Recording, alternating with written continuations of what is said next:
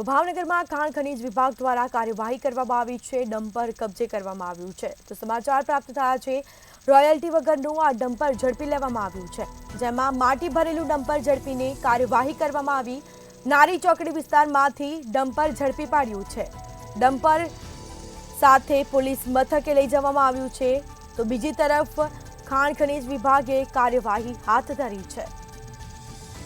તો ભાવનગરમાં ખાણ ખનીજ વિભાગ દ્વારા કાર્યવાહી કરવામાં આવી છે। રોયલ્ટી વગરનું ડમ્પર ઝડપી લેવામાં આવ્યું, સાથે જ માટી ભરેલું ડમ્પર ઝડપી અને કાર્યવાહી કરવામાં આવી।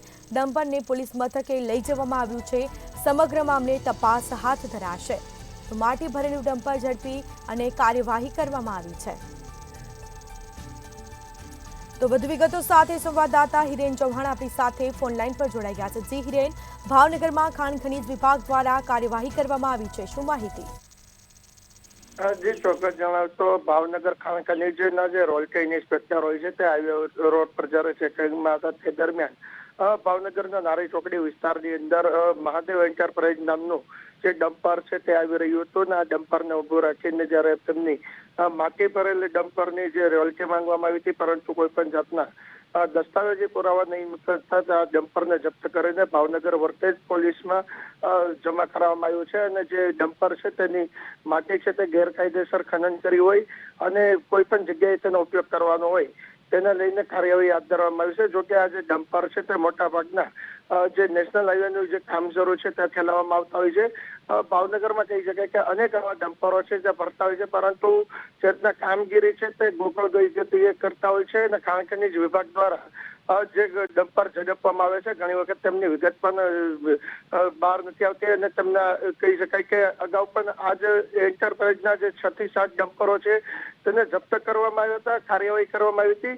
બપોરની કામગીરી મોડી રાત સુધી ચાલી હતી, પરંતુ અંતે જે કામગીરી છે તેને કોઈ પણ જાતનો ખુલાસો થવા પામ્યો નહોતો। ત્યારે હાલ એક ડમ્પર ઝડપીને ખાણ ખનીજ વિભાગે પોતાની કાર્યવાહી છે તે દેખાડી છે। જી, આ કેટલા સમયથી ગેરકાયદેસર માટીનું ખનન ચાલતું હતું, તપાસમાં સામે આવ્યું છે કે કેમ? જી ચોક્કસ જણાવી દઉં તો અગાઉ મેં જણાવ્યું તે રીતના કે ખાણ ખનીજ વિભાગ દ્વારા જે કાર્યવાહી કરવામાં આવે છે તે મહિનામાં કે 8 દિવસની અંદર એકાદ ડમ્પર ઝડપીને જે પોલીસ સ્ટેશનમાં જમા કરાવીને કાર્યવાહી દેખાડવામાં આવતી હોય છે।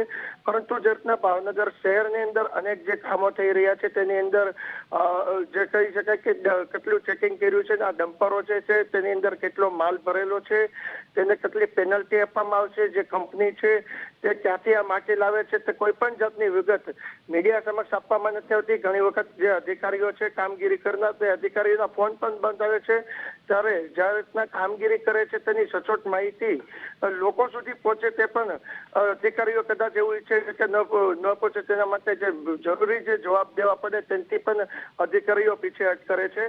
હાલ જે ડમ્પર ઝડપ્યો છે તેને કેટલી માટી છે, કેટલા સમયથી આ ડમ્પરો છે, ક્યાંથી માટી લાવે છે, ક્યાં ઠલવવાના છે, કોનું આ ડમ્પર છે, કઈ કંપની ગેરકાયદેસર ખનન કરે છે તે કોઈ પણ જાતની ખાણ ખનીજ દ્વારા માહિતી આપવામાં નથી આવતી। જોકે ભાવનગર જિલ્લાની અંદર અનેક જગ્યાએથી ખાણ ખનીજ વિભાગની જે કાર્યવાહી છે તેની સામે રોષ છે, કારણ કે ગેરકાયદેસર ખનન છે તે દિવસે ને દિવસે વધતું જાય છે અને ભાવનગરની અનેક નદીઓમાંથી કહી શકાય કે રેતીના પણ અનેક ડમ્પરો છે તે ગેરકાયદેસર રીતના ચાલુ છે। પરંતુ હવે જોવાનું રહ્યું કે ખાણ ખનીજ વિભાગ પોતાની નિષ્ઠાથી કામગીરી ક્યારે કરશે અને જે સચોટ માહિતી જે પોતાની કામગીરીની છે તે મીડિયા સમક્ષ ક્યારે મૂકશે।